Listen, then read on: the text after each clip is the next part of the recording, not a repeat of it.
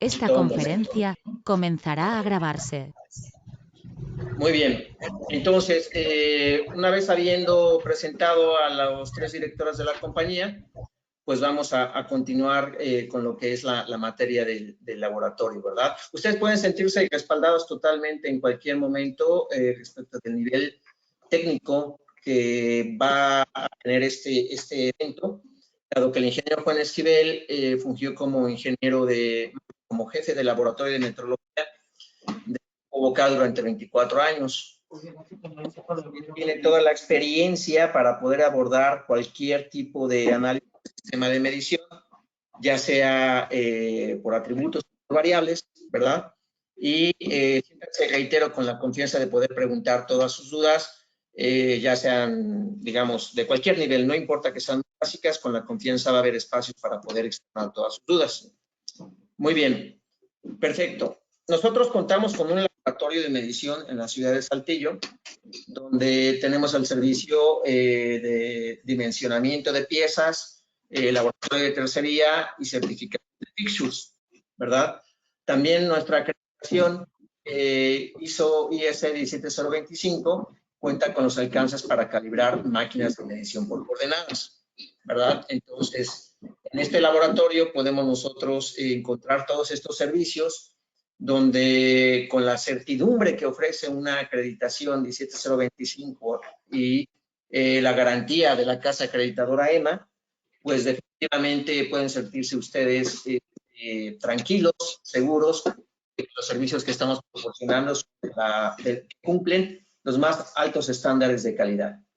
Muy bien. También en la cartera de servicios que nosotros ofrecemos, tenemos lo que es la actualización o retrofits a máquinas de coordenadas, ¿verdad? Nosotros podemos tomar una máquina de coordenadas, digamos, ya con algunos años, con un software obsoleto, y podemos reemplazar todos los componentes, desde el controlador, reemplazar las escalas, los motores y diferentes componentes, así como ponerle un software mucho más moderno para darle nueva vida a los sistemas de medición por coordenadas, ¿verdad? Muy bien. También nosotros contamos con el servicio de mantenimiento a fixtures, ¿verdad? Aparte de que nosotros también tenemos ahí el diseño y la fabricación de los mismos, ofrecemos un servicio integral de los fixtures, ¿verdad? Aquí pueden observar cómo se encontraban antes todos estos fixtures y le damos una renovación absoluta. Entonces, nosotros tenemos diferentes servicios o diferentes niveles de mantenimiento. Por ejemplo, la opción A sería como una descontaminación del fixture, ¿verdad? El cambio de tornillería, de clamps, lijado, quizás rectificar alguna placa, darle una nueva apariencia, un pulido a todos los fixtures para que tengan una nueva imagen. También tenemos la opción B, que incluye la opción A, ¿verdad? Pero también nosotros otorgaríamos un reporte dimensional y un análisis del check-in fixture con un máximo de 20 cuotas. Ahí pueden ver los precios asociados. Y la opción C, que sería la más completa, ¿verdad? Que involucra la opción A, la opción B y también involucra la parte de la reparación de las cuotas fuera de especificación. Entonces, con estas tres opciones, nosotros podemos dar un servicio, digamos, que integral al mantenimiento de todos sus medios de control y bueno, dar como que una completez a todos los servicios, porque por una parte en el laboratorio acreditado de Saltillo ofrecemos el servicio de medición acreditado, también ofrecemos el tema de la calibración de máquinas de coordenadas, el diseño y fabricación de medios de control, pero también la renovación y mantenimiento de estos medios de control.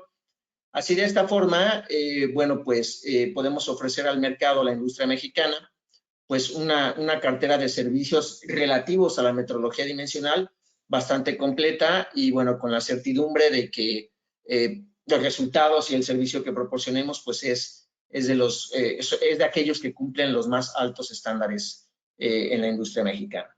E internacional también, al contar con una certificación ISO 17025, pues es la garantía internacional del tipo de servicio que ofrecemos al mercado. Muy bien. Bueno, pues en este momento creo que ya llegaron bastantes personas. Anuncio que este webinar lo van a poder encontrar ustedes en nuestro sitio de nuestra página, en el DT Academy.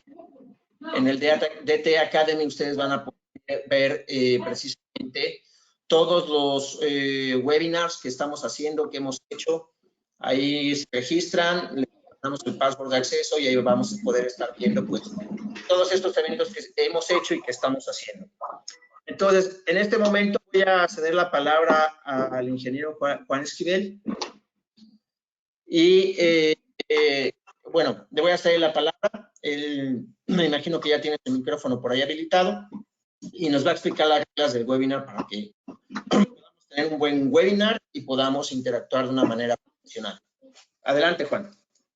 Sí, claro, Héctor. Muchas gracias y muy buenas tardes tengan todos ustedes, invitados, ingenieros técnicos, amigos de DT Technics. Sean ustedes bienvenidos a nuestro webinar de estudios de repetibilidad y reproducibilidad, o más bien es la interpretación de los resultados de los estudios.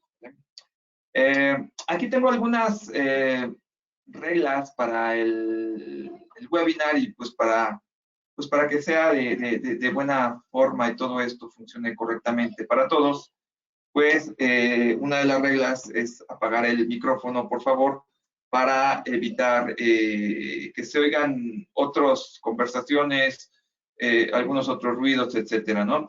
La otra también es apagar la cámara, precisamente para también optimizar las condiciones del internet. Y voy a tener pequeñas pausas también para sesiones de preguntas. Y si ustedes quieren intervenir con alguna condición, alguna duda, alguna pregunta, por favor escríbanme en el chat que está en la parte superior derecha para que pueda revisar su pregunta y contestarla pues lo más pronto posible. En medida de que se pueda, bueno, pues voy a contestarla de manera inmediata, ¿vale? Y bueno, pues vamos a dar comienzo a todo este tema de la parte técnica. Todo esto de los estudios de repetibilidad y reproducibilidad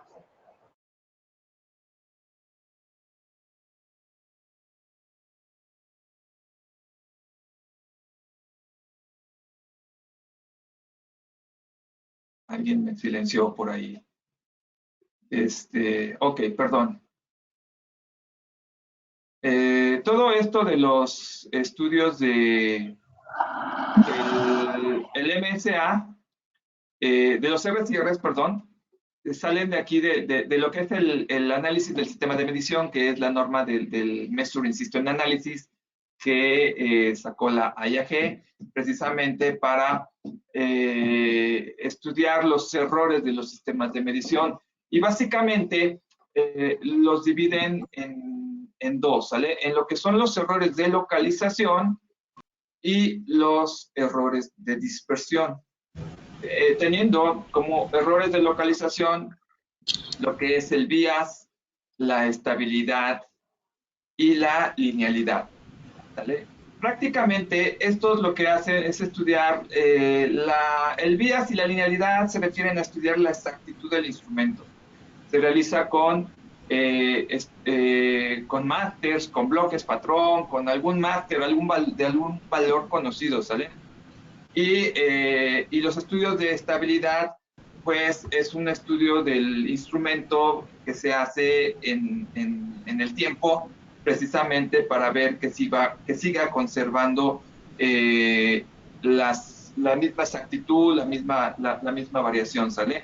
Entonces, para estos no son el caso que vamos a estudiar en el momento, simplemente, bueno, pues los menciono porque es parte de los errores del sistema de medición que nos plantea el MSA. Y uno de estos errores, que son los de dispersión, y es el tema al que nos vamos a enfocar, la dispersión, son los estudios de repetibilidad y de reproducibilidad. Entonces, el MSA también nos hace un planteamiento de la planeación que tenemos que hacer para realizar los estudios al sistema de medición. Dice, en cualquier estudio o análisis se debe de tener una preparación previa adecuada y se deben de considerar algunos factores importantes para esta planeación, ¿sale? Primero que nada, pues, ¿qué tipo de instrumento es el que tenemos, ¿sale? Para aplicar el estudio adecuado. Si tenemos instrumentos de variables replicables o también tenemos instrumentos de variables pero que son no replicables, aquellos que son, por ejemplo, de pruebas destructivas, como las máquinas universales, un durómetro, un torquímetro. Instrumentos de este estilo también son de variables, pero no son replicables porque pues destruyen las piezas. Y tenemos también los instrumentos de atributos, como son aquellos instrumentos que simplemente son los famosos go no go o pasa no pasa, ¿sale? Estos instrumentos pues no nos dan ninguna lectura o algún número de variable para poder hacer estudios estadísticos como el que vamos a ver en esta ocasión. Otro factor importante es saber si tenemos una influencia en el proceso, influencia del operador en el proceso de la medición. Entonces, bueno, pues los operadores elegidos para hacer el estudio deberán de ser seleccionados entre los que normalmente operan el equipo, ¿vale? Cuando hacemos un estudio, pues no puedes tomar a una persona que pues, no va a ocupar el equipo después, porque realmente el análisis del sistema de medición implica que el operador realmente tenga la habilidad para poder medir. Por ahí se oye un poco de ruido y hay un micrófono encendido. No sé si fueran tan amables de poderlo apagar. Muchas gracias. Perdón, Juan, habla Héctor. Comentan que si podrías poner la presentación en modo de pantalla completo, porque no se ve completo, no sé. A ver si quieres activar ahí, a ver si funciona. A ver. Aquí está en modo, creo yo, completo, no lo sé. ¿Cómo se ve? Ahí al lado derecho hay una flechita ahí que apunta hacia la derecha. Y no sé si tenga que ser eso, porque ¿cómo se sigue viendo? ¿Se sigue viendo pequeño?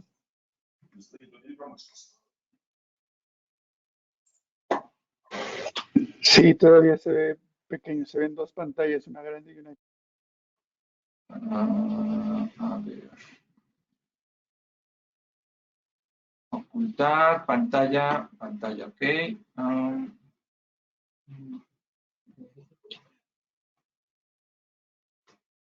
A ver, estoy intentando esto.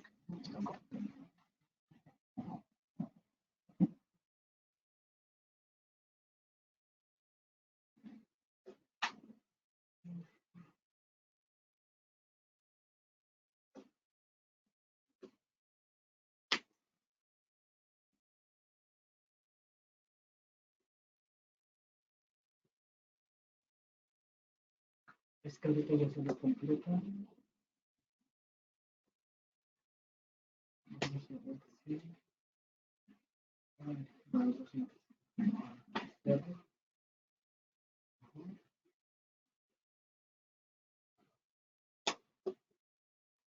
A ver, ahí ya la pueden ver en modo completo. ¿Cuál es el problema? Pero eso es porque tienes el teléfono. Es igual para todos. Es como todos. Si gusta.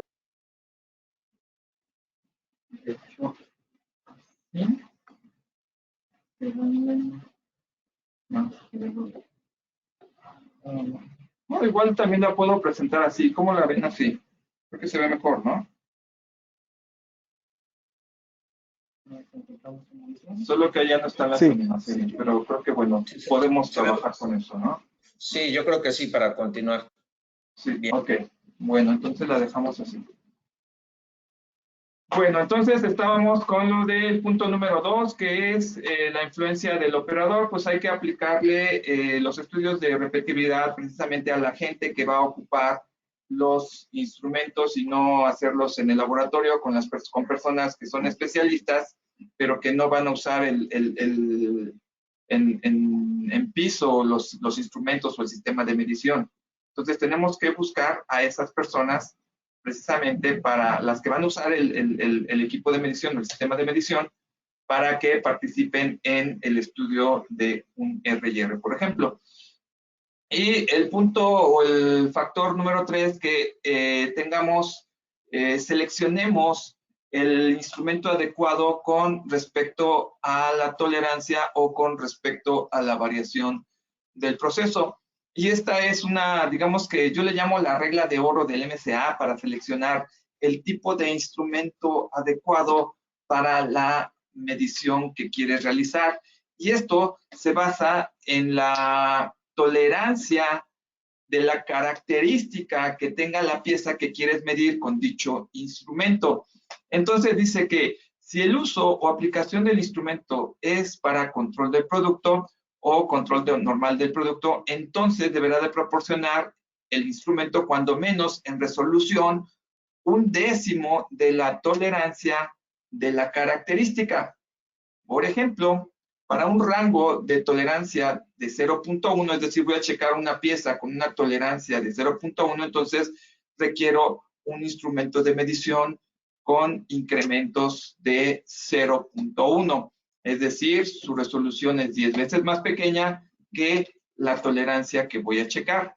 Y también siempre me preguntan, oye, ¿dónde dice eso el MCA? Ok, se pueden ir a la página número 15 del manual del MCA y ahí está esa regla.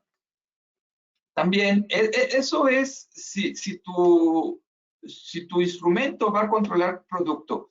¿A qué se refiere eso, controlar producto? A que el instrumento únicamente lo vas a utilizar para saber si tu pieza, cuánto mide tu característica de tu pieza y saber si está dentro o fuera de especificación. Tomas, contraes una decisión, aceptas o rechazas y listo, ¿sale?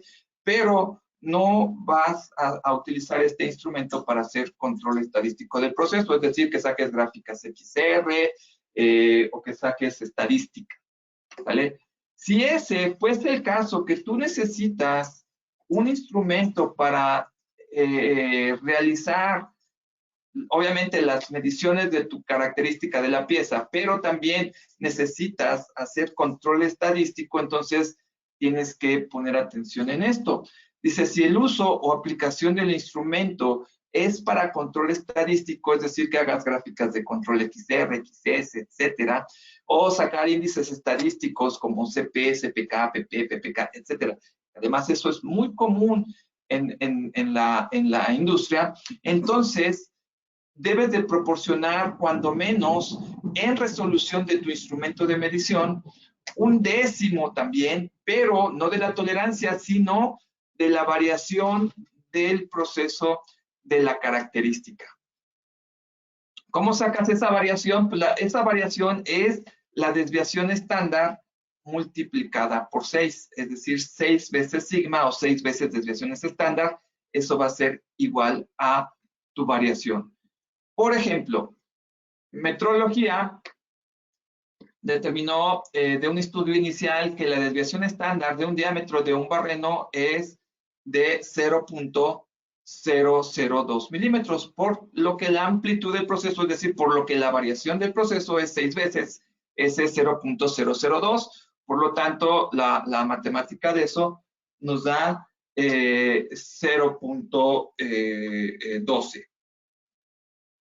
El ingeniero aquí de calidad responsable del producto sabe que es una característica especial y utilizará una gráfica XR para determinar las habilidades del proceso durante la vida del producto, por lo que el instrumento que deberá comprar para controlar este diámetro debe de tener una resolución igual o menor al 10% de este 6 sigma, es decir, que sea menor o igual a 10 veces menor o igual a 0.012, por lo tanto debería de comprar un instrumento que dé lecturas de 1 micrómetro o de 0.0012 en este caso, ¿sale? Las lecturas deberán estimarse hasta el número más cercano que pueda leerse en el equipo. Normalmente y como máximo la mitad de la graduación más pequeña si es que tienes un instrumento analógico, ¿vale? Pero cuando tenemos instrumentos digitales, bueno, pues esto no va a ocurrir. Hasta aquí ¿Tendrán alguna duda, alguna pregunta? ¿Los escucho o los leo? No sé. Por favor, si tienen alguna duda, alguna pregunta, los leo aquí en el chat, escríbanme, o si gustan encender su micrófono para la pregunta, les pediría que por favor se presentaran con su nombre, con la empresa y con su duda que tienen al respecto.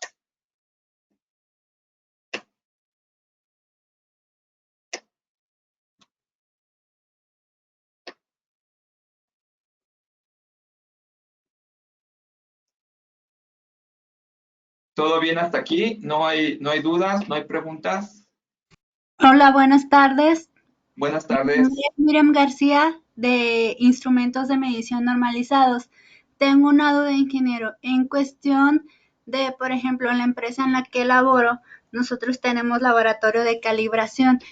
Entonces, ¿ahí qué tipo de estudio estaría o sería el adecuado para nosotros poder verificar si el instrumento de medición está correcto o no? Sería el de control de producto, control de proceso. Depende para qué vas a ocupar tu instrumento. Ese es el punto número, digamos, el primer punto que tienes que poner o fijarte, ¿no? Con este instrumento, ¿vas a hacer control estadístico? La respuesta nada más va a ser sí o no. Si sí, entonces tienes que conocer cuál es la desviación estándar o la variación de tu proceso. La variación de tu proceso es 6 veces la desviación estándar de algún lote de producción que tengas, ¿vale? Y entonces tienes que buscar un instrumento que te dé una resolución que sea 10 veces menor a esta variación, a 6 veces desviación estándar. Pero si con tu sistema de medición no vas a hacer control estadístico y simplemente vas a controlar producto, es decir, a discriminar piezas buenas y malas, obviamente sabiendo qué valor tienen, entonces tú necesitas un instrumento que sea su resolución 10 veces más pequeña que la tolerancia que vas a checar. Por ejemplo, si es un diámetro y su tolerancia es de 0.1, pues entonces tú puedes seleccionar un calibrador Vernier digital, ¿vale? Porque un calibrador Vernier digital pues te da una resolución de 1 centésimo, que es la décima parte de la tolerancia que tienes, ¿vale? Aquí hay una pregunta más que dice Carlos Flores de Ronald Blum. Gracias. Si tengo que evaluar, no hay de que ahorita continúo. Si tengo que evaluar un diámetro de 66.56 en una CMM, mi resolución de medición a mi estudio, ¿cuál debe de ser?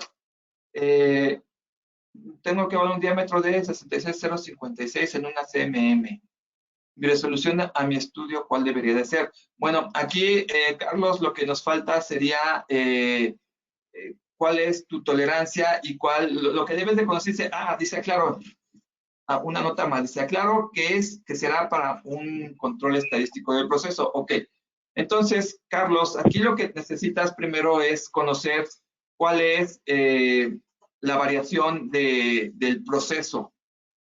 En este caso, deberías de conocer la desviación estándar. Si tienes más piezas, bueno, pues habría que medir más piezas, sacar la desviación estándar, multiplicarla por 6 y buscar un instrumento que tenga una resolución 10 veces más pequeña que tu tolerancia de 56 micras. Es complicado, porque si tú tienes un diámetro de 66,056, habría que ver primero cuál es tu tolerancia y cuál es la variación del proceso. Si tu tolerancia, vamos a pensar, ¿vale? Nada más, así suponiendo, que son 56 micras, entonces necesitas un instrumento que te dé 5 micras de resolución y la máquina de coordenadas, pues, podríamos decir, es la adecuada. Pero si al medir piezas, la variación de la producción o de tus piezas, digamos que es muy buena, y las piezas están entre 66.020 y 66.030, digamos que tu rango de variación o tu desviación estándar podría estar a lo mejor, tus 6 veces de desviación estándar podría estar tal vez en 10 micras. Y entonces, la variación que traes entre tus piezas, máximo y mínimo, son 10 micras. Entonces, necesitarías un instrumento que diera 10 veces más pequeñas esas 10 micras. Por lo tanto, necesitarías un equipo de medición que te diera una resolución de 1 micra. Depende qué máquina de coordenadas tengas, ¿vale? Yo he manejado máquinas que traen resolución o exactitudes de 5 micras y máquinas que traen hasta de 0.05 de micras, ¿no? Son muy precisas, muy exactas. Pero bueno, va a depender mucho de esta condición. ¿Sí respondo aquí tu pregunta, Carlos? Perfecto, muy bien. ¿Alguna otra duda? ¿Alguna otra pregunta? ¿Vamos bien?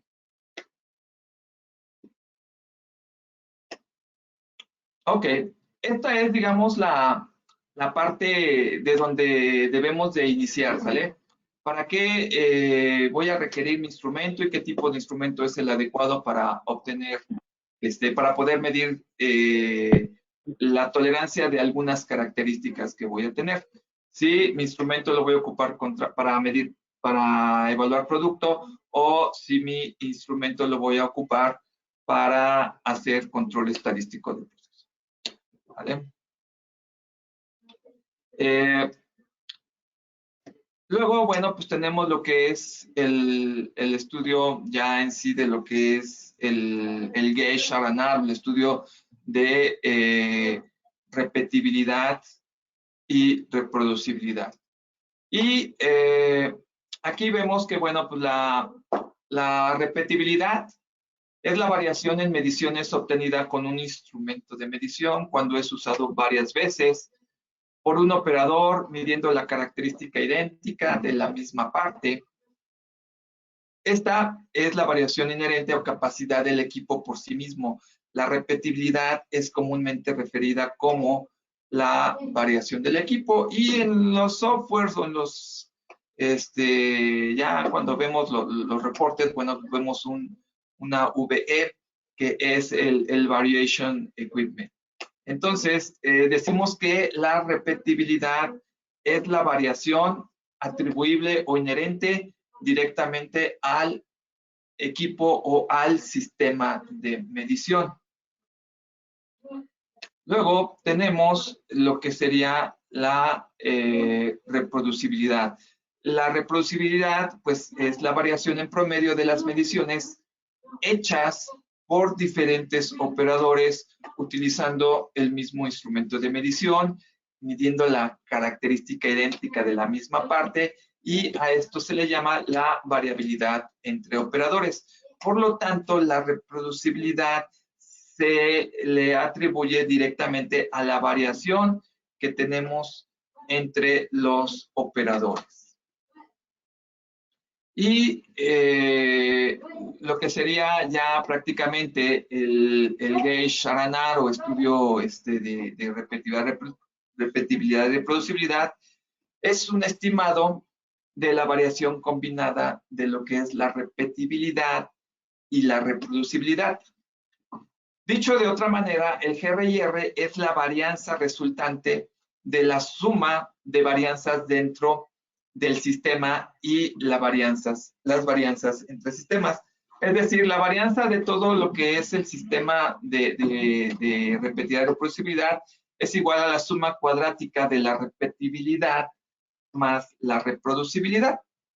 Es mera matemática, ¿vale?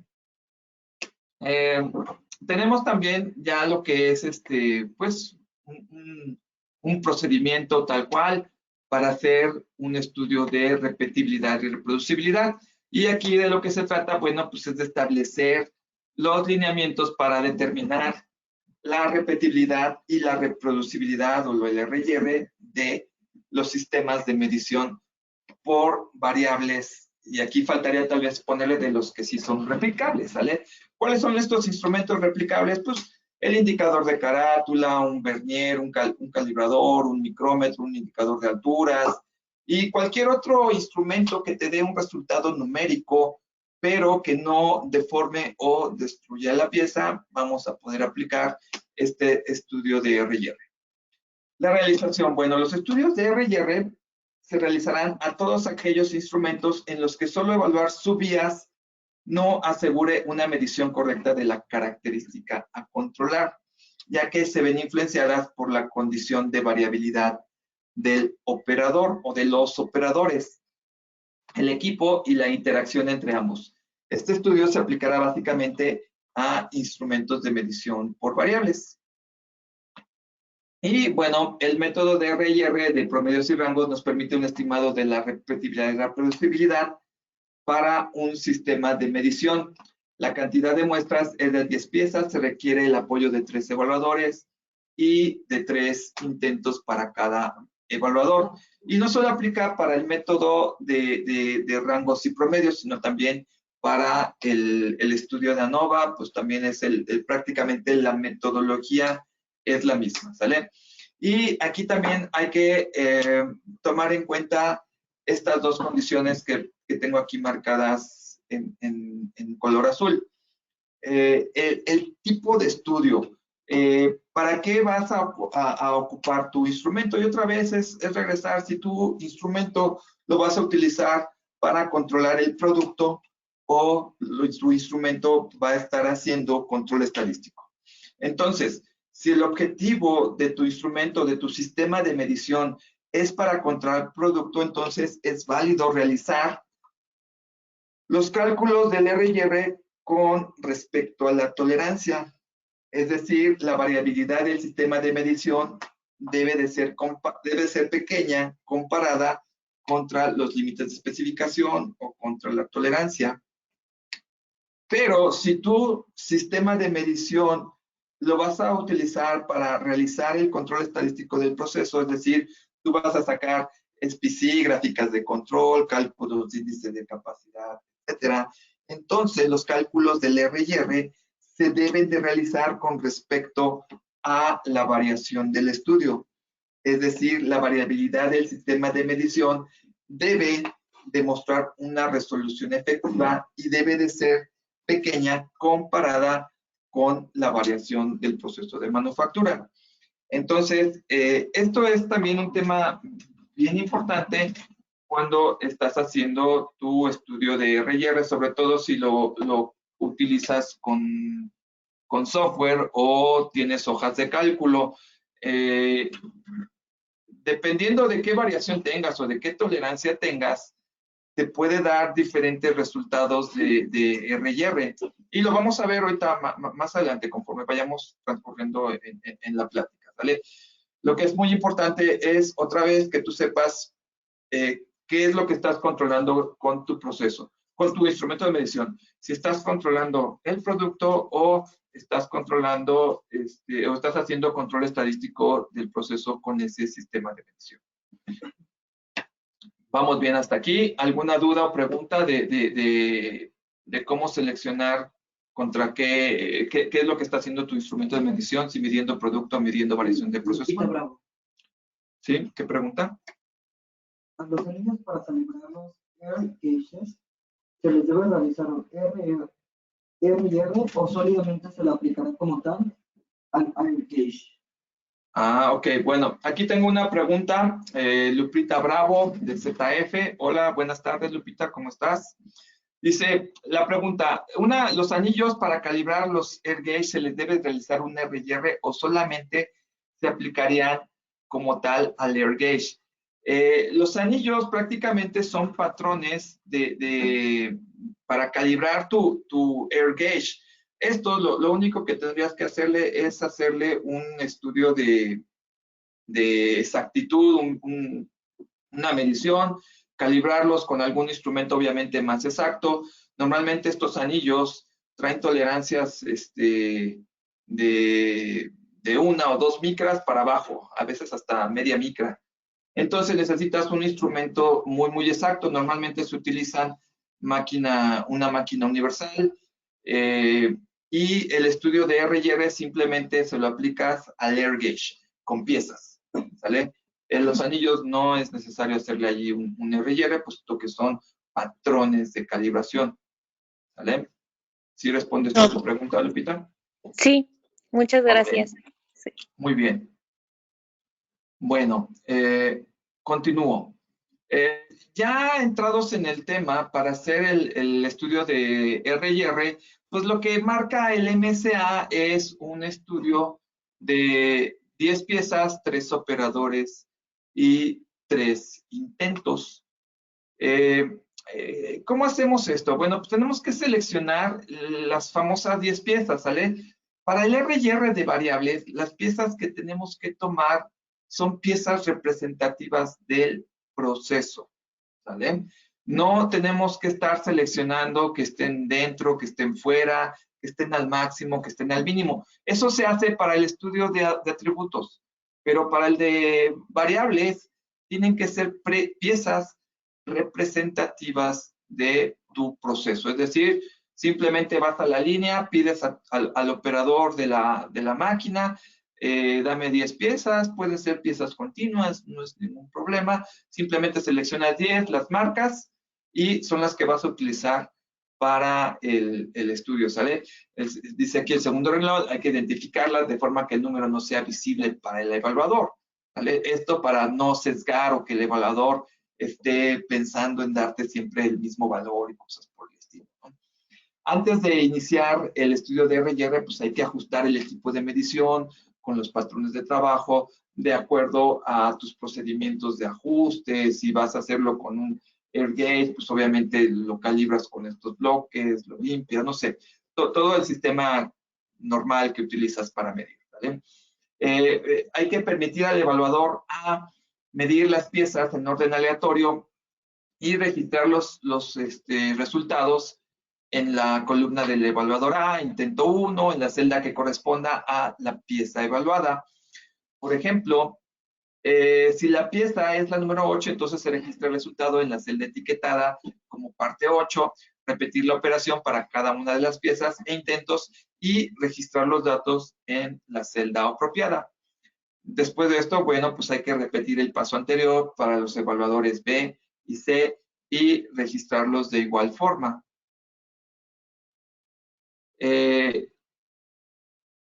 Esto que ven en la pantalla, bueno, pues es prácticamente una foto, una copia de la hoja que trae el manual del Measuring System Analysis, versión 4, que es la última.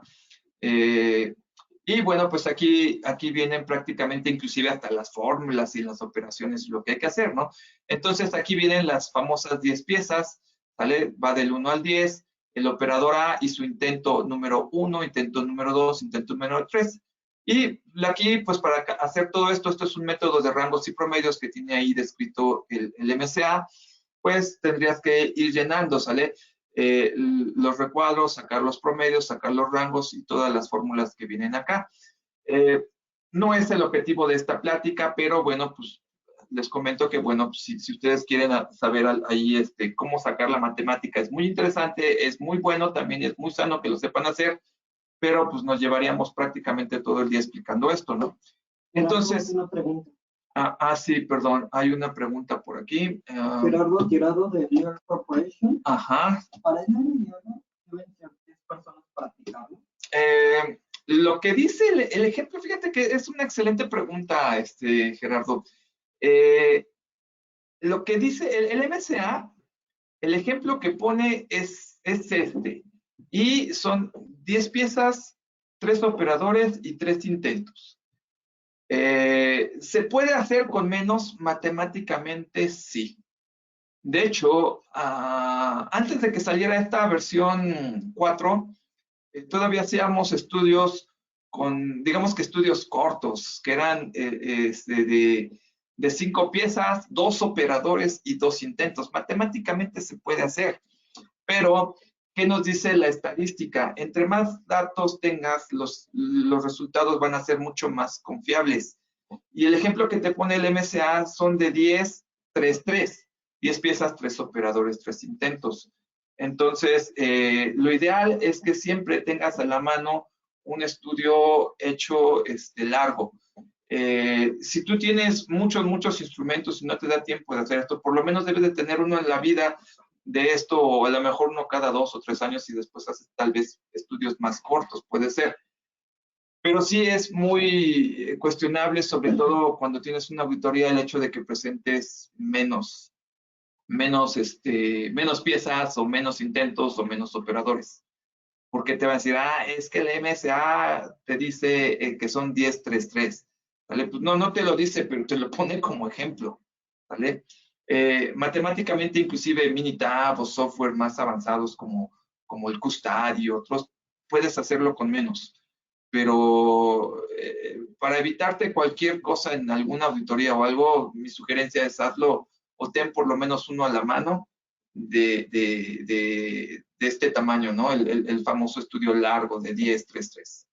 Eso es lo ideal.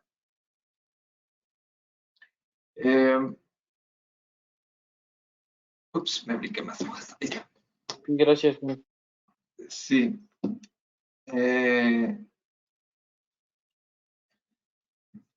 Sí, Edwin Carrillo pregunta de TCM, ¿es aceptable generar un estudio RY 522?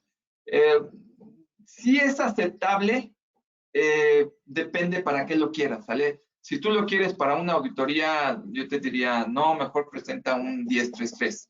Pero si lo quieres simplemente para tener ahí una referencia de que si está repitiendo, una referencia del 522 te puede funcionar muy bien, más no para una auditoría. En una auditoría te van a cuestionar mucho eso. Otra vez, entre más datos tengas para un estudio es mucho más confiable, y el ejemplo que pone el MSA es 1033. ¿Vale? Entonces, depende. Si lo quieres de manera interna para saber si lo que estás haciendo te funciona, sí, te puede ser una buena estrategia, pero deberías de complementarlo posteriormente para tener el 1033. Esto que están viendo aquí en la pantalla, pues es una hoja de Excel. Se pueden desarrollar hojas de Excel de manera, pues, práctica, fácil, e inclusive hasta generar hojas inteligentes como las que yo desarrollé donde trabajaba. Y entonces, bueno, pues aquí es otra presentación, ¿no? Simplemente tenemos aquí lo que es el operador A, sus 10 piezas y sus 3 intentos, operador B y el operador C, mismo caso, 10 piezas, que son las filas, y 3 intentos. ¿Vale? Los cálculos matemáticos, que simplemente le pones una fórmula ahí al Excel y lo puedes sacar. Esto es lo que en un estudio de R&R se debe de presentar en un momento dado a tu cliente, al auditor o a la persona que va a estar revisando los estudios del sistema de medición. Obviamente, bueno, pues son tus hojas de datos, y si lo estás haciendo contra la tolerancia, pues qué tolerancia estás utilizando. Otro de los resultados que es importante presentar es tus resultados gráficos.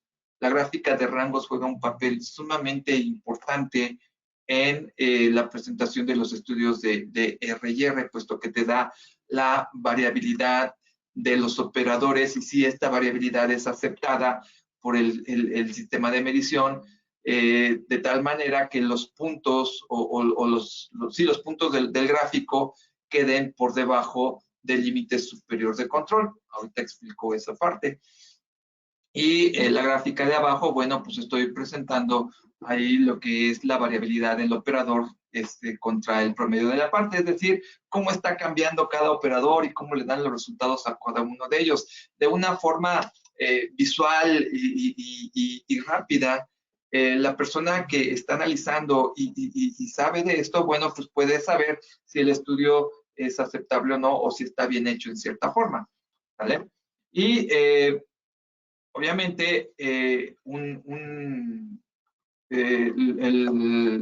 principal o uno de los principales resultados del estudio de R&R, pues es cuánto te está dando los resultados de repetibilidad, reproducibilidad, la combinación de ellos, el GR-R, así como la variación de la parte y el NDC, ¿vale? O este número distintivo de clases. Entonces, son resultados que tenemos que presentar y tenemos que interpretar qué es lo que está pasando con estos resultados. Y podemos ver, por ejemplo, aquí en la gráfica anterior, que bueno, pues todos los resultados, aquí todos los puntos están por debajo del límite superior de rangos y podemos decir, ok, bueno, pues no hay un error de rangos, eso está aceptable. Podemos ver que el valor de la repetibilidad es de 6.91, reproducibilidad es 2.41, reproducibilidad es de 7.32 y al final, bueno, pues mi hoja de cálculo es automática, está con fórmulas y macros y pues me dice, pues es excelente, sale esto porque lo desarrollé en hoja de cálculo. Si tú estás usando software como Minitab o Solara o algún otro software, no todos te dicen si está bien, si está mal, y entonces tú como el ingeniero de medios de control o el técnico de medios de control, pues tienes que interpretar estos resultados, ¿sale? Y por ejemplo, ¿qué significa que tengas en la repetibilidad 6.91 y en la reproducibilidad 2.41? Bueno, pues significa que la variación del equipo es muy aceptable, así como la variación entre los operadores también es excelente, y el combinado entre ellos dos, pues me da un 7.32, que es por debajo de 10. Les adelanto una diapositiva por ahí.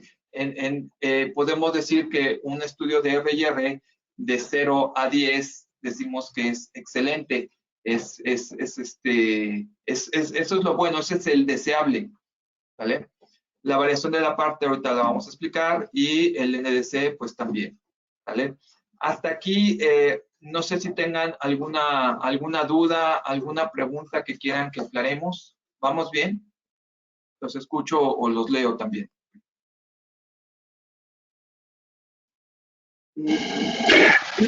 Hola, Eduardo de la Cruz de Team Precision.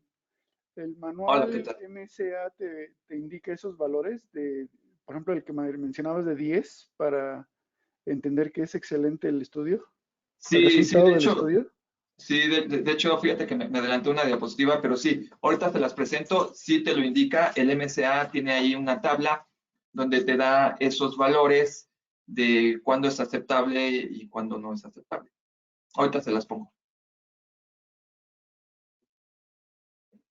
Gracias. Pregunta Alberto Hernández. Dice, ¿qué diferencia hay entre un estudio de R&R de medias y rangos y uno de ANOVA?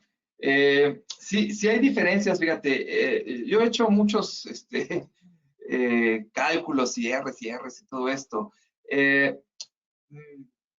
No puse ahorita un ejemplo, no lo tengo a la mano, pero me ha tocado aterrizar datos, inclusive en el Minitab, donde hago el cálculo con rangos y promedios y me da aceptable o casi excelente, pero cuando lo pongo por ANOVA, el cálculo podría darte ya no tan bueno o casi rechazado.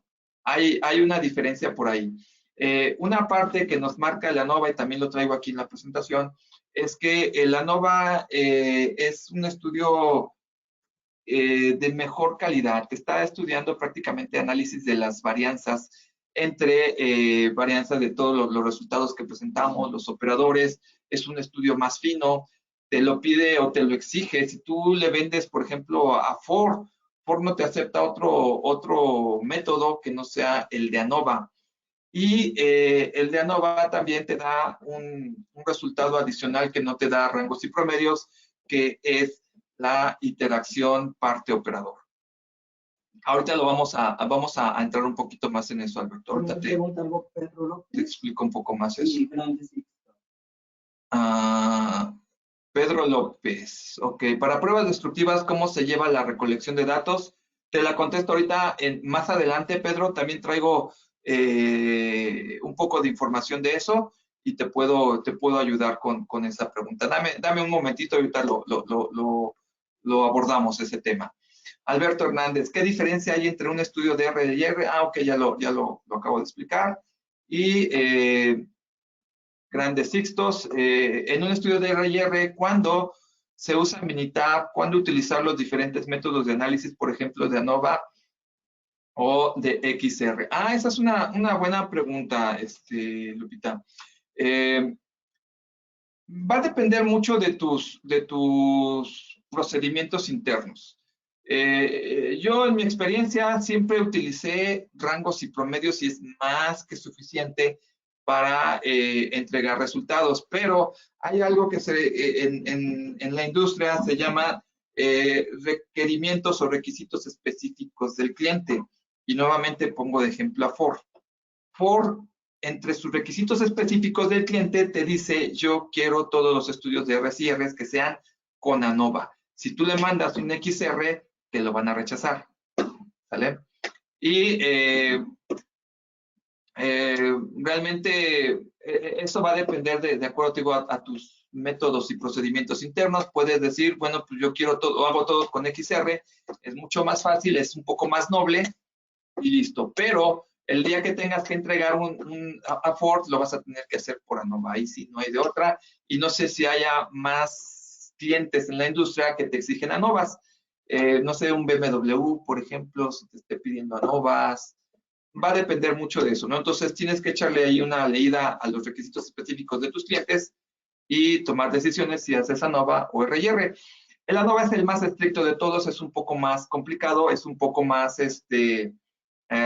difícil. Te comentaba que en algún momento me dio bien por rangos y promedios, ANOVA ya me da un poco más mal, pero pues si pasas el ANOVA, este es el más estricto y si contra eso estás bien, pues siempre vas a estar súper en tus Rs y Rs, ¿sale? Lupita Bravo, ¿cuántas categorías son necesarias para tener en el estudio por variables o ese no es de importancia? Sí, ahorita contesto eso, Lupita, viene en la presentación, dame oportunidad, ahorita nos metemos a ese tema. César Sánchez de Rolomasa, de la gráfica de rangos tendremos que ser cuidadosos con el rango superior y para la gráfica de promedios, ahí voy para allá, César, dame oportunidad, enseguida nos metemos a ver esos temas, precisamente eso es lo que viene y son cosas muy, muy importantes que tenemos ahí, ¿vale? Permítanme también comentarles que, bueno, pues tenemos en nuestra empresa, en DT Technics, una nueva área que se llama DT Academy.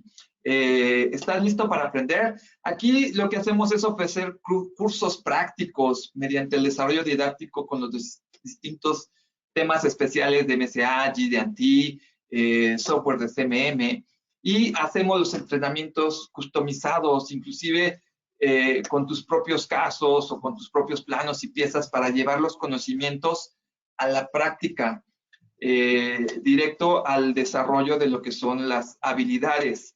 He estado en empresas, bueno, pues donde obviamente siempre hay que hacer una explicación, un entrenamiento quizás en pantalla, en salón de clases o algo, pero no hay como la práctica. Entonces, un distintivo que tenemos en DT Technics es que estamos haciendo nuestros cursos de manera práctica, ¿vale? Tolerancias geométricas, lo explicamos inclusive, cómo medir tolerancias geométricas en mármol.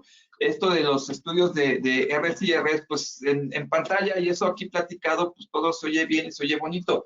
Pero cuando llevamos el estudio a realmente, vamos, midan y guíenlo y háganlo, me doy cuenta a veces que pues la gente no sabe usar correctamente los instrumentos, que no están anotando de manera correcta. Entonces, yo en mis eslogans siempre digo, a nadar se aprende nadando. Hay que meterte al agua, hay que mojarte y hay que bracear. Para aprender a medir, no lo aprendemos totalmente en un área de clases. Hay que ir al laboratorio, hay que ir a los instrumentos, hay que tomarlos y hay que hacerlo. Entonces, como dice Nike, ¿no? Just do it, solo hazlo. Hay que hacerlo, hay que agarrar los instrumentos y para eso, bueno, pues nosotros estamos coachando, estamos guiando a nuestros clientes precisamente para hacer estos cursos prácticos, ¿vale? Francisco Hernández. ¿Se puede implementar R en tableros de arneses o me impactará en los resultados? Yo creo que sí, pero tal vez tendría que ver o conocer un poco más de tu tablero de arneses para saber realmente cómo funciona. Prácticamente un estudio de R&R se le puede aplicar a todos los instrumentos de medición, ¿vale? Obviamente tienes que discriminar entre si es un R&R de variables o de no replicables o de atributos, etcétera, ¿vale? Alberto Hernández, disculpe, ¿dónde podríamos ver la grabación de este webinar? Se me fue mi internet y ya ni escuché la respuesta de mi pregunta. No te preocupes, Alberto, regístrate en DTT Academy y ahí vamos a colocar la grabación de este webinar. Pero igual, si quieres, nos quedamos al final y volvemos, me preguntas nuevamente y volvemos a contestar tu pregunta. Tampoco tengo problema. Continúo porque el tiempo nos come también. Yo tengo todo el tiempo, pero pues creo que por ahí, para no abarcar tanto tiempo. Aquí está la tablita que por ahí me preguntaban hace un momento. Esta tablita viene del MCA y son los criterios de aceptación de los estudios de R&R. Y nos dice que debajo del 10% generalmente es considerado como un sistema de medición excelente, ¿vale? Esto es recomendado especialmente útil cuando se trate de separar o clasificar partes, cuando se quiere cerrar el control del proceso. Si el resultado del R&R te da entre 10 y el 30, este puede ser aceptable para algunas condiciones. Esta es la decisión, ¿sale? La acción es que debiera basarse en, por ejemplo, la importancia de las mediciones en la aplicación, el costo de los dispositivos de medición, costos de trabajo o de reparaciones. De acuerdo también, inclusive, al requerimiento específico de tu cliente. Si deberías de tener en un momento dado la aprobación del cliente para valores arriba de 10 según aplique. La decisión del uso debe de anotarse en la sección de comentarios. Y si el resultado del R&R te da por encima del 30%, entonces tu sistema de medición está rechazado. Debería de hacerse todo el esfuerzo por mejorar el sistema de medición, no utilizar o inclusive reemplazar. Bueno, entonces, en base a esta tablita, si tu resultado está en el 10% o menos, pues está fabuloso, no tienes que hacer ninguna acción. Pero si está entre el 10 y el 30, bueno, pues está condicionado, se dice en los términos, ¿no? del medio. ¿Condicionado a qué? Depende qué estás midiendo con este instrumento o con este sistema de medición.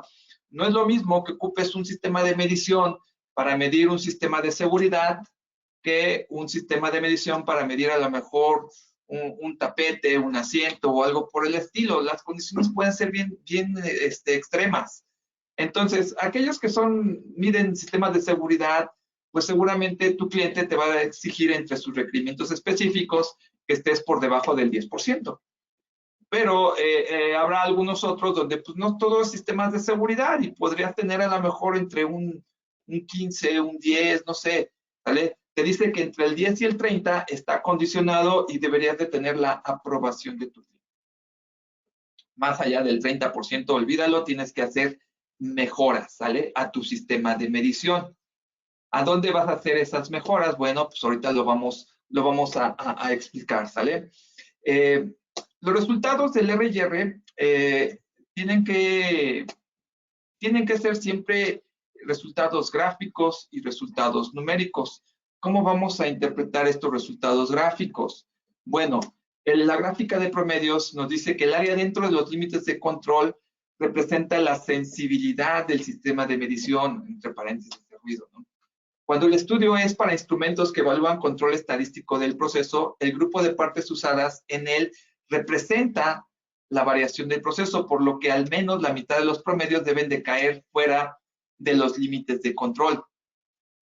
Si la gráfica muestra este patrón, entonces el instrumento detecta variación de parte a parte y puede proveer información útil para analizar y controlar el proceso.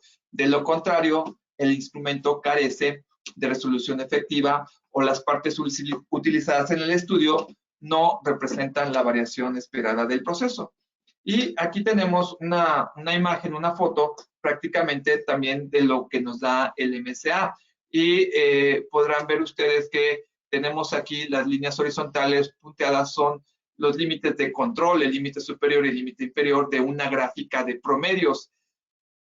Y los puntos graficados están por fuera de los límites de control. Esto es lo correcto, esto es lo esperado. Si tú tienes un instrumento que está realizando control estadístico del proceso en su sistema, en su estudio de R&R, deberías de tener una gráfica de promedios como esta. Es decir, que los puntos estén fuera de los límites de control. ¿Qué quiere decir esto? Que tu instrumento tiene la suficiente sensibilidad para detectar la variación de las partes en tu proceso, ¿vale? Lo que vemos aquí en la gráfica superior es una gráfica de promedios de tipo estancada, es decir, vemos en los mismos valores la gráfica del operador A, del operador B y del operador C. Y la gráfica de abajo se llama gráfica no estancada, donde pues, ya puedes ver por separado cómo está el operador A, el operador B y el operador C. Ambas son los mismos resultados, es la misma gráfica, solo que una es estancada y la otra es no estancada. Y esto sería lo esperado para obtener un resultado que digámoslo así, aceptable, ¿sale? Es como vamos a interpretar una gráfica de promedios. La gráfica de rangos también es una gráfica muy importante y es usada para determinar si el proceso está bajo control. La razón es que no importa qué tan grande sea el error de las mediciones, pero que los límites de control permitan tal error. Esto es porque las causas especiales necesitan ser identificadas y retiradas antes de que el estudio de las mediciones continúe. Por ejemplo, si un evaluador está fuera de control, el método usado difiere de otros. O si los evaluadores están fuera de rangos de control, el sistema de medición es sensible a la técnica del evaluador y el sistema requiere mejoramientos para obtener datos útiles. Esta interpretación aplica tanto para instrumentos que controlan producto como para aquellos que se usan para hacer el control estadístico del proceso. Otras reglas que deben de cumplirse para instrumentos utilizados en el control estadístico del proceso es que la gráfica de rangos debe de tener al menos 4 valores posibles. Si presenta de 1 a 3, la discriminación del instrumento es inadecuada. Y si la gráfica de rangos tiene 4 o más valores posibles, pero 8 o más valores son 0, el instrumento no es adecuado por no tener una buena discriminación. Y pues aquí, de igual manera que en la de las gráficas de promedios, tenemos una gráfica de rangos tipo estancada o una gráfica de rangos del tipo no estancada. A mí siempre me ha gustado más la no estancada y es la que siempre utilizo también en mis hojas de Excel. Es mucho más fácil ver aquí cómo es el comportamiento de las mediciones del operador A con respecto al B y con respecto al C y con respecto entre ellos mismos, ¿no? Aquí es muy evidente y puedes identificar fácilmente que el operador B tiene un punto o una pieza, la midió por ahí disparada. Si este fuese el caso en algún estudio que tengas, aunque tu resultado haya sido excelente de 0 a 10 el R&R, pero tienes puntos fuera del límite de rangos, tu estudio lo deberías de repetir o de rechazar o por lo menos darle a evaluar a este operador B esa pieza que se salió de rangos. Por ejemplo, esta es la pieza 1, 2, 3, la pieza 4.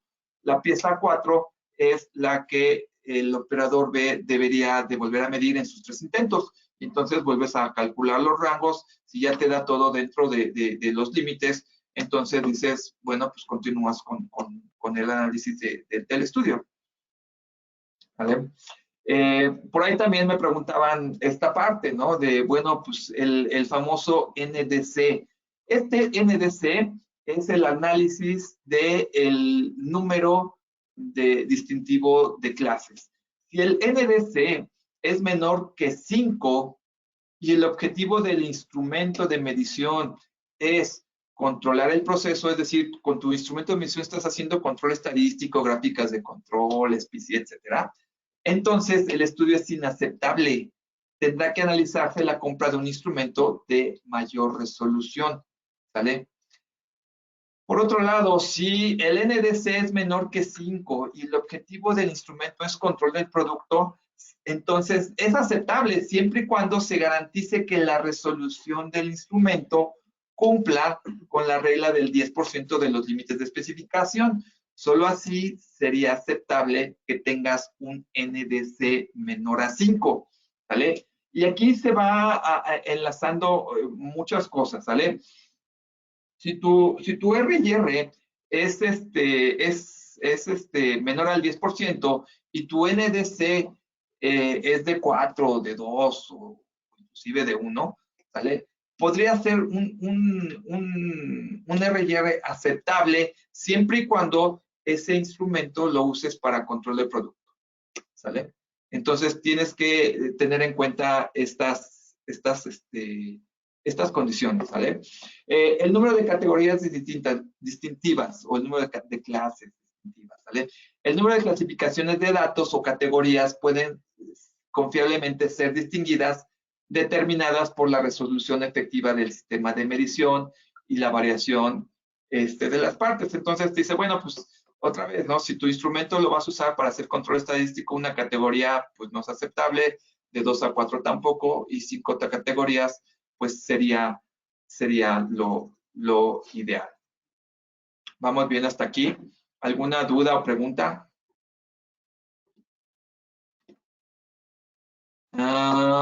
Aquí tengo varias notas, a ver.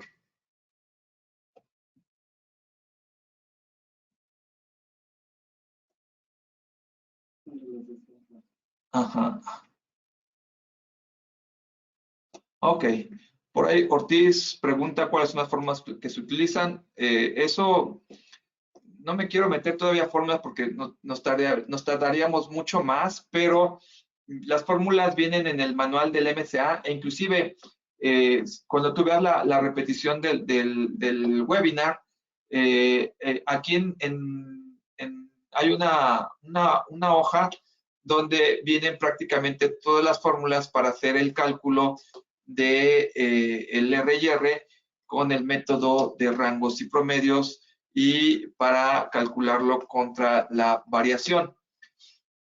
Pero bueno, explicar todo esto sí, la verdad, va a tomar mucho tiempo, no es un tema para un webinar, pero con mucho gusto, si quieres información, te la puedo enviar o la puedes copiar también, escuchar nuevamente o ver nuevamente en la repetición de esto, entrando a nuestra página, te inscribes, pides ahí revisar la repetición del webinar y pues ahí lo vas a poder ver con mucho gusto, ¿vale? Aquí tengo lo que había yo desarrollado en donde trabajaba para los estudios de R&R. El método que utilicé aquí es rangos y promedios, pero después hice otro igual para hacerlo por ANOVA y en los entrenamientos que hacemos de DTT para empresas y para grupos especiales, bueno, pues podemos hacer o desarrollar toda la matemática de cómo se hacen los cálculos, hacemos ejercicios para métodos de rangos y promedios e inclusive también para el desarrollo del paso a paso de cómo se hace una ANOVA, un estudio de R&R con el método de ANOVA o inclusive para ANOVAs anidadas en el caso de lo que es el R&R de pruebas destructivas o los famosos no replicables. Aquí tenemos las gráficas nuevamente. Siempre el R&R presentamos los datos, las gráficas y los valores, los números. ¿Vale?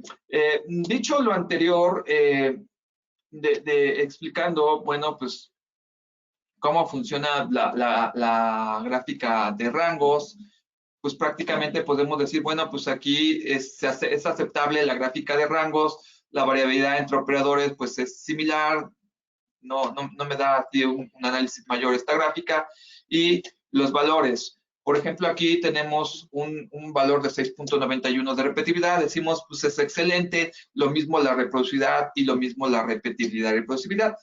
¿Qué pasaría si a lo mejor aquí hubiera tenido, en lugar de 732, hubiera tenido, no sé, 15, por ejemplo? ¿Sale? Decimos, es condicionado. ¿Y ahora qué hago? Ah, bueno, pues analiza ahora qué pasa con tu valor de repetibilidad y de reproducibilidad. Si aquí tuve 15, a lo mejor en repetibilidad tuve 13, y en variación del operador, no sé, tuve 4 o tuve 3, no sé, ¿sale? Ah, pues ¿cuál es mayor? La repetibilidad, ¿sale? Entonces, ¿qué tengo que hacer? La mayor variación viene del equipo de medición, es atribuible al equipo de medición.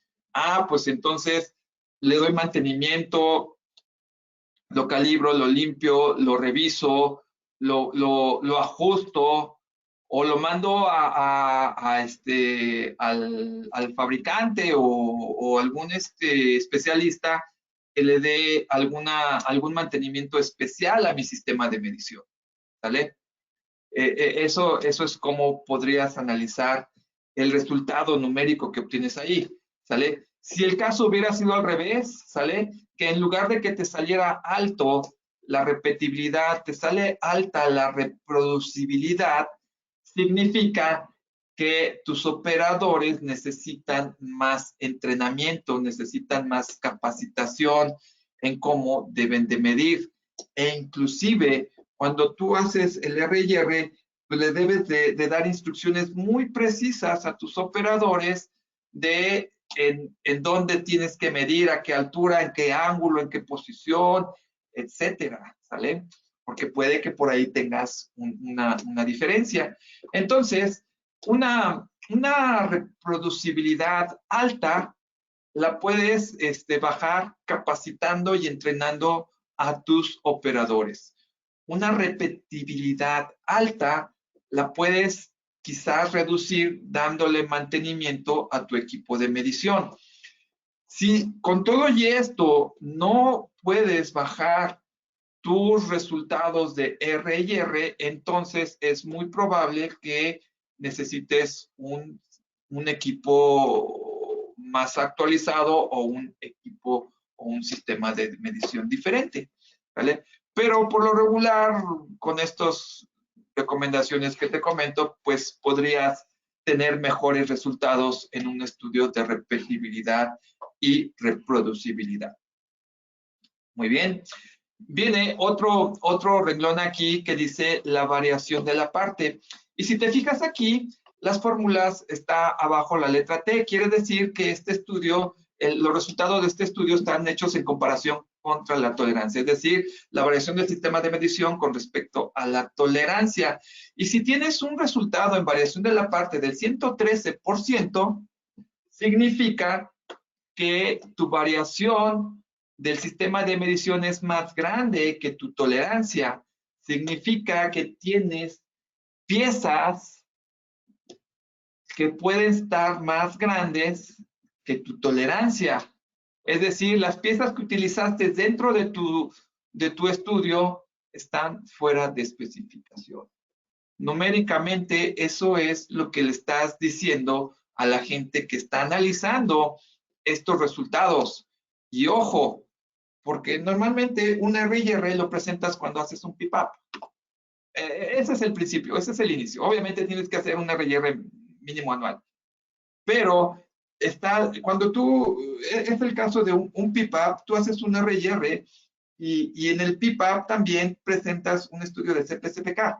Y ese estudio de CPCPK tiene que estar aceptable. Para que sea aceptable tiene que ser superior a 1.33 o en algunos casos 1.67. Y eso significa que todas tus piezas están dentro de especificación. Entonces, ¿cómo es que tienes un estudio contra la tolerancia que está por encima del 100%? Significa que tienes piezas fuera de especificación dentro del estudio del R&R y entonces ya no hace match, ¿vale?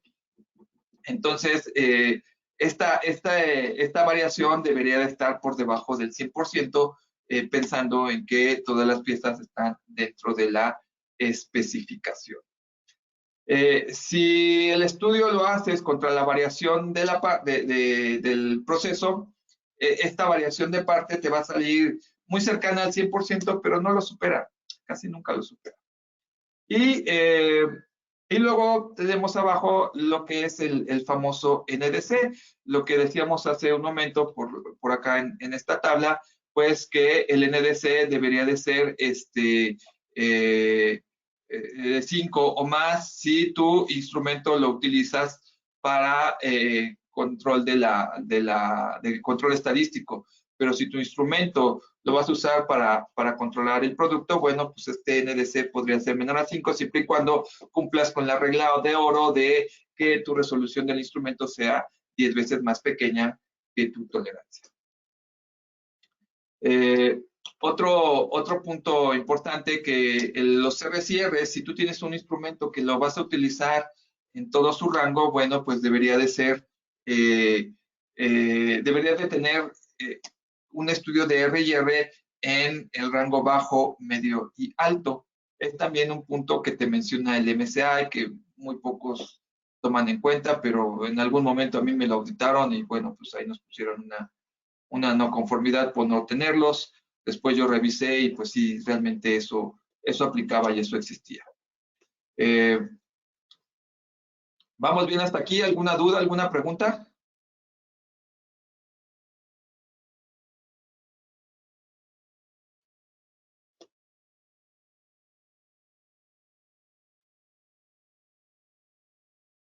Ok. Continúo rápidamente. Esto es práctica, es son los resultados que nos da el Minitab. A ver, aquí hay una pregunta. Edwin Carrillo. Para CMM, ¿es necesario R&R o estudio de sesgo? Ok, para una CMM, normalmente tienes que mandarla a calibrar, hacer una calibración con tu proveedor de calibraciones. En DTT también hacemos eso, hacemos las calibraciones, pero sí, el estudio de sesgo lo que hace es estudiar, conocer la exactitud o el error de tu sistema de medición, en este caso de la máquina de coordenadas, y eso te lo hace tu proveedor de la calibración.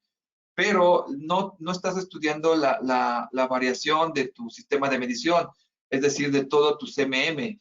Y si es necesario, entonces, hacerle un estudio de R&R a tu máquina de coordenadas. Inclusive, lo correcto, lo estricto de todo esto, yo sé que me van a odiar por eso, pero deberías de tener un estudio por programa, ¿sale? Por sistema de sujeción, porque si tú tienes holdings o fixtures para sujetar tus piezas, prácticamente es lo que te va a meter la variación. La máquina de coordenadas casi siempre sale muy bien y va a repetir, por lo regular, la mayoría de todas las que yo he usado siempre repiten muy bien.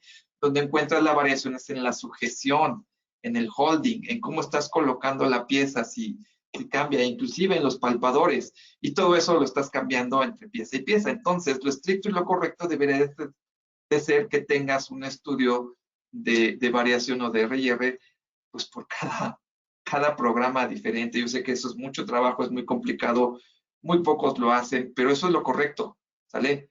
Por otro lado, si quieres algo rápido, bueno, pues haz un estudio de R&R en el rango bajo, medio y alto de tu máquina de coordenadas y que te abarque los 3 ejes, ¿vale? ¿Dónde puedo aplicar un estudio de MSA tipo 1 y si es válido para una auditoría? Claro que sí, sí es válido, León.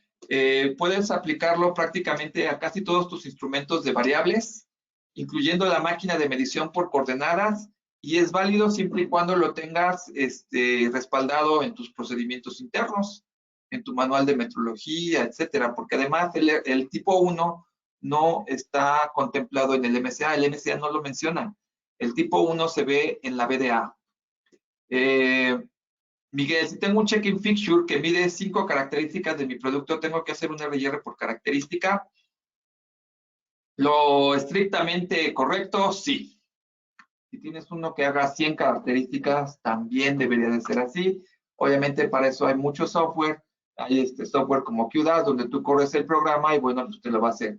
Otra es que si tienes muchas características, pues agarra las características más estrictas, las más pequeñas, y contra eso haces tu RYR.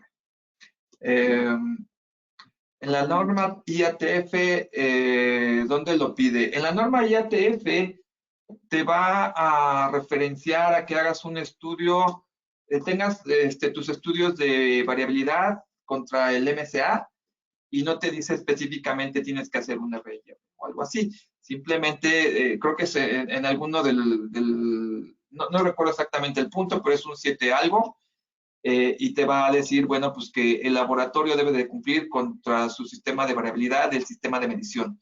Y ya tú en tus procedimientos internos, pues ya vas a decir si lo haces contra VDA o contra el MCA. Pues, aquí hay otras preguntas. ¿Se puede hacer un estudio IRR por equipo de microvolumen? Seguramente sí.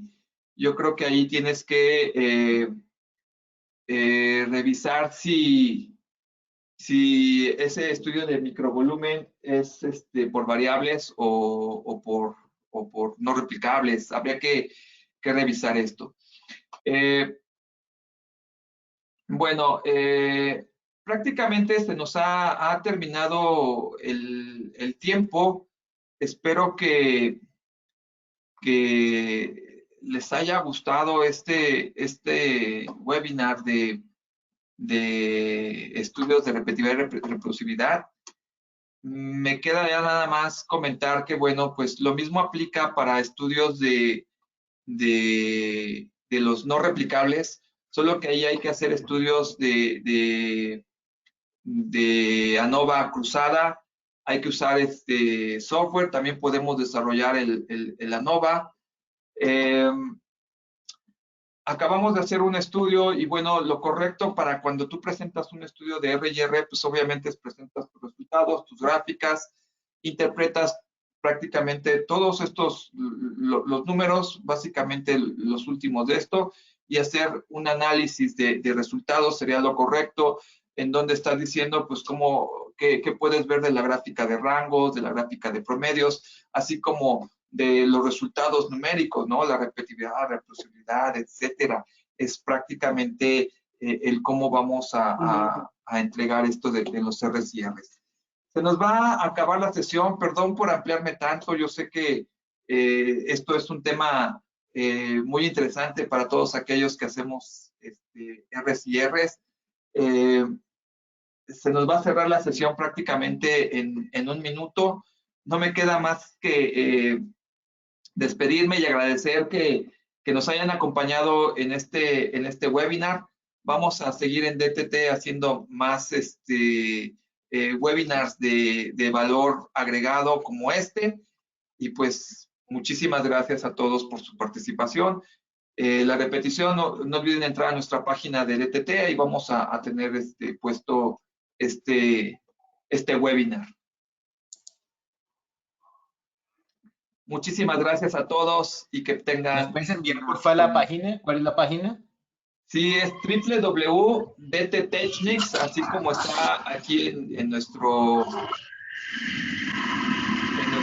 la presentación que ves aquí, www.dttechnics.com. Vale, Inge, muchas gracias. De nada.